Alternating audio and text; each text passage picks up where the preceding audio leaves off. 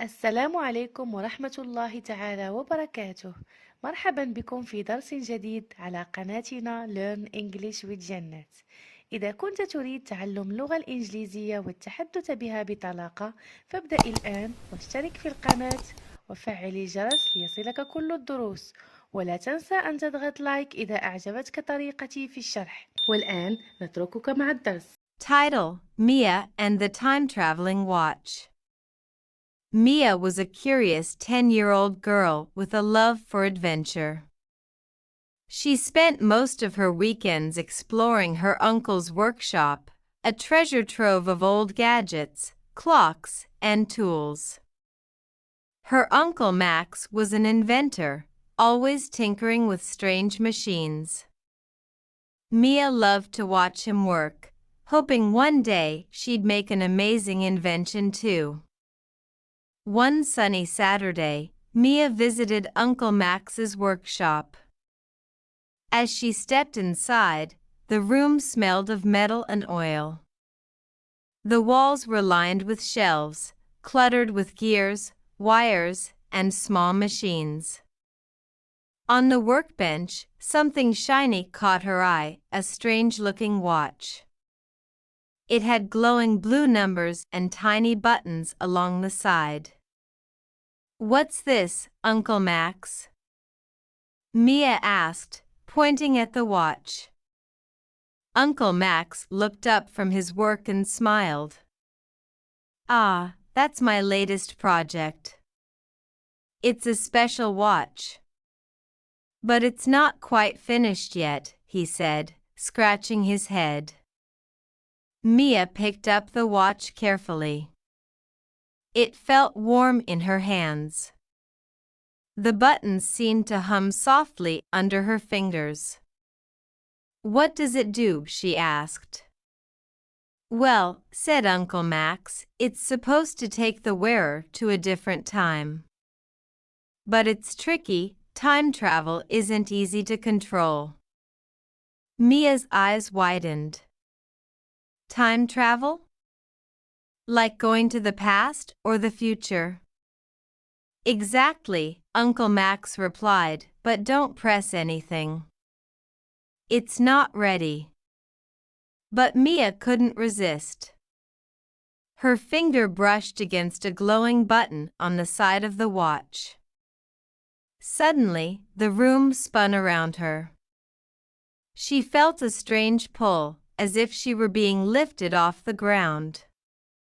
"Uncle Max," she shouted, but her voice faded into the swirling light. When the spinning stopped, Mia opened her eyes. She wasn't in Uncle Max's workshop anymore. Instead, she stood in a busy marketplace. People were dressed in old-fashioned clothes, and horses pulled carts down cobblestone streets. "Where am I?" Mia whispered to herself. She looked at the watch. The glowing numbers read 1752. She realized she had traveled back in time, over 250 years into the past. Her heart raced with excitement and a little fear. "I have to figure out how to get back," she thought. Mia wandered through the market, trying to find someone who could help her. She saw a boy about her age selling apples. "Excuse me," she said, "what year is it?" The boy looked at her strangely. "It's 1752, he said. "Are you feeling all right?" Mia nodded quickly. Yes. Thank you." As she walked away, she noticed two men whispering nearby. One of them held a large, shiny object. It looked like a key. Mia felt a strange pull toward it. She didn't know why, but something about the key seemed important. Mia decided to follow the men. They walked to a small house at the edge of the market and went inside. Mia waited until they left, then crept up to the door. It was slightly open. Inside, she saw the key on a table, next to a parchment map. Curious, Mia stepped inside. She picked up the map and saw that it showed a hidden path leading to a glowing symbol, a symbol that matched one on the back of her watch. Suddenly, a voice startled her. "What are you doing here?" Mia turned to see a tall man standing in the doorway. He looked stern but not unkind. I'm lost," she said quickly. "I found this map and thought it might help me." The man studied her carefully. "That's no ordinary map," he said. "And that key you're looking at, it opens something very important." "What does it open?" Mia asked, clutching the map. "A door to another time," the man said. "But it's dangerous. Only someone brave and clever can use it." Mia felt a surge of determination. "I have to use it. I need to get back to my own time," she explained. She showed the man her watch. His eyes widened. "You have the time-traveling watch," he said in awe. "I've only heard stories about it. If you truly have it, you may be the only one who can use the key safely." The man handed her the key. "Follow the map," he said. "But be careful. The path is guarded by challenges. You'll need to be brave." Mia thanked him and set off, clutching the key and the map. The map led her to a dense forest outside the town. She followed the path, climbing over fallen logs and crossing a narrow stream. Along the way, she encountered puzzles carved into stones. The first puzzle was a riddle.